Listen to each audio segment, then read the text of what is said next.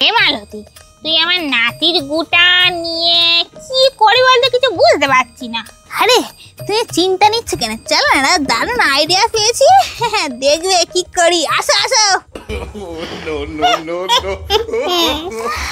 দিদি, কিরম বুদ্ধি বলো। বিয়ের গান্না মরবে।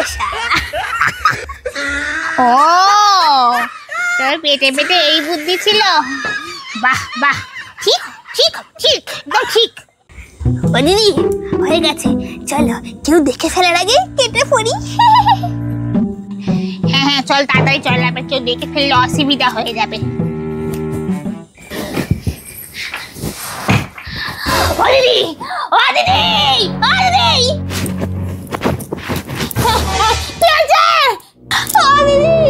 সর্বনাশ হয়ে গেছে দিদি, সর্বনাশ হয়ে গেছে। কোনো বিপদ হয়ে যায় কি? ও দিদি, সেই মনে আছে সেই ভাষণ মারিয়াদের গেটে গুদি এসেছিলাম না? আমরা দুজন তো ভেবেছিলাম ওই যে গেটম্যানটাকে তাড়িয়ে দিয়েছি, এইবার আমরা যাইতে করবো। ওই গেটম্যানটা চলে গেছে বলে ওরা আমাদের ওটা আলু মতো সিসিটিভি লাগিয়েছে। আমি জানতাম না। এখন ওইটা নিয়ে খুব ক্যাচাল হয়েছে, আমরা দুজনের ডাক পড়েছে। তাড়াতাড়ি চলো। সর্বনাশ, আমার মাথায় বাজ পড়েছে রে। করি, কোন নেতা মন্ত্রী ফোন করি, করে ব্যাপারটা সামলে নি। এই তোর জন্য এই ফেলেছি। তাড়াতাড়ি চল। ও দিদি চলো, কিন্তু আমাকে একটু বাঁচিয়ে নিও। হ্যাঁ, না বেঘরে মারা পড়বো। তুই মরিয়ে যা, আগে আমি বাঁচি।